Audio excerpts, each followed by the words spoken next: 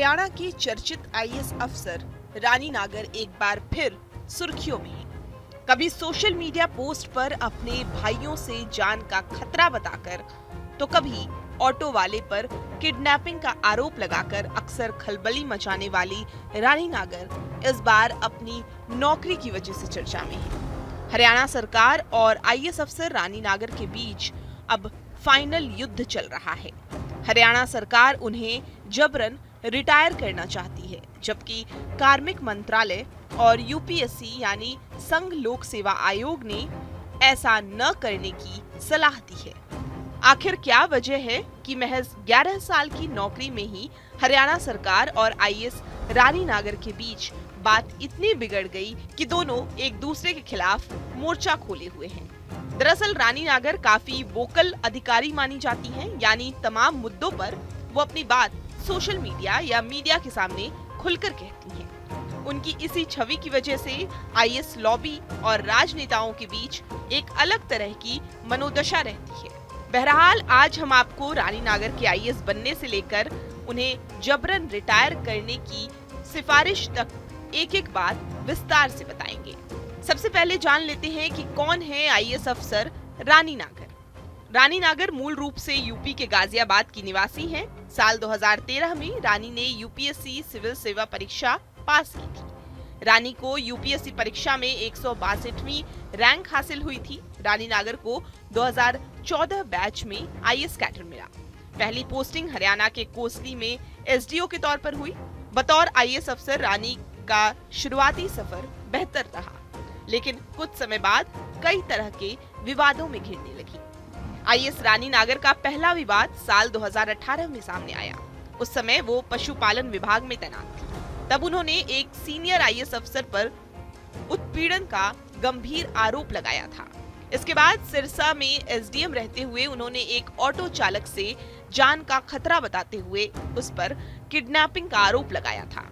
इसके अलावा चंडीगढ़ के यूटी गेस्ट हाउस में रहते हुए उन्होंने पुलिस सुरक्षा न मिलने की शिकायत की थी। साल 2020 में आईएएस रानी नागर ने अपनी जिंदगी को लेकर सुरक्षा कारणों से इस्तीफा दे दिया था। इतना ही नहीं, उन्होंने अपने भाई पर भी 1.25 करोड़ रुपए हड़पने का इल्जाम लगाया था। उनका ये पारिवारिक विवाद काफी चर्चा में रहा। इस तरह की तमाम घटनाओं ने उनकी छवि को लेकर सवाल खड़े कर दिए। मई 2020 में आईएएस रानी नागर ने सुरक्षा कारणों का हवाला देते हुए इस्तीफा दिया और अपने घर गाजियाबाद लौट गई थी। बाद में 2022 में स्वास्थ्य कारणों से भी इस्तीफे की पेशकश कर दी, लेकिन हरियाणा सरकार ने दोनों बार उनका इस्तीफा नामंजूर कर दिया था। इसके बाद उन पर ड्यूटी से गायब रहने के आरोप लगे। 11 मार्च 2020 को उन्हें अभिलेखागार विभाग यानी आर्काइवल डिपार्टमेंट में एडिशनल सेक्रेटरी और डायरेक्टर बनाया गया।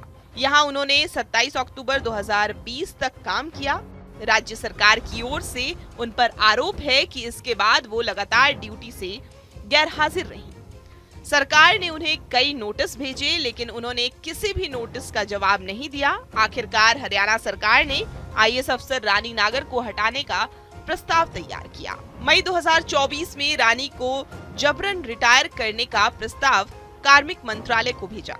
कार्मिक मंत्रालय ने हरियाणा सरकार का प्रस्ताव यूपीएससी को भेजा। इस बीच रानी नागर ने एक कथित फेसबुक पोस्ट पर अपनी बात लिखी। रानी ने आईएएस की नौकरी छोड़कर अकाउंटेंट बनने की इच्छा जताई। आईएएस बनने से पहले रानी ने सीए की परीक्षा अच्छे नंबर से पास की थी। यूपीएससी ने 30 मई 2024 को रानी के जबरन रिटायरमेंट का प्रस्ताव खारिज कर दिया। यूपीएससी ने रानी का ग्रेड 2 साल कम करने की बात कहते हुए फाइल लौटा दी। कार्मिक मंत्रालय ने 11 जून 2024 को यूपीएससी के जवाब वाली फाइल सरकार को भेज दी। मीडिया रिपोर्ट्स के मुताबिक हरियाणा सरकार ने यूपीएससी के प्रस्ताव पर असहमति जताई। रानी के जबरन रिटायरमेंट का प्रस्ताव 20 जनवरी 2025 को कार्मिक मंत्रालय को फिर भेजा। 30 जनवरी 2025 को कार्मिक मंत्रालय ने रानी नागर के जबरन रिटायरमेंट प्रस्ताव की फाइल वापस भेज दी। आईएएस रानी नागर के जबरन रिटायरमेंट के समर्थन में हरियाणा सरकार ने कुछ तर्क दिए हैं। सरकार के मुताबिक राज्य के उच्च अधिकारियों का कहना है कि रानी को अब कोई मौका नहीं दिया जा सकता, क्योंकि उनका व्यवहार सेवा नियमों के विपरीत है। उन पर लगातार ड्यूटी से गैर हाजिर होने का आरोप है। इसके अलावा सरकार ने रानी नागर को कई नोटिस भेजे हैं, लेकिन उन्होंने कोई जवाब नहीं दिया। सेवा समाप्ति का चौथा नोटिस मुख्य सचिव ने भेजा, उसका भी रानी नागर ने कोई जवाब नहीं दिया।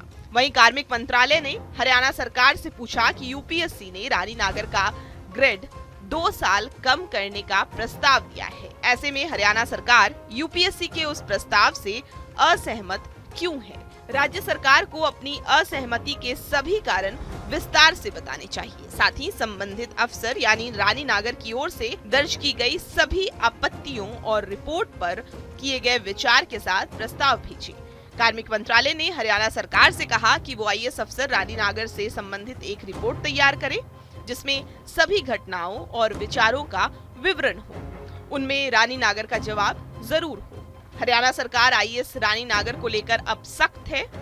इसकी बड़ी वजह है ड्यूटी से उनकी लंबी गैरहाजिरी, साथ ही लगातार विवादों में रहना, रानी पर ड्यूटी के प्रति लापरवाही दिखाने और सेवा नियमों की संवेदनशीलता का पालन न करने का आरोप है। वहीं रानी नागर का तर्क है कि उन्हें लगातार असुरक्षा और उत्पीड़न का सामना करना पड़ा, जिसकी वजह से वे ड्यूटी पर नहीं लौट सकी। बहरहाल अब देखना ये है कि हरियाणा सरकार आईएएस अफसर रानी नागर को जबरन रिटायर करवाने में सफल हो पाती है या रानी अपनी नौकरी बचाने में कामयाब होती है।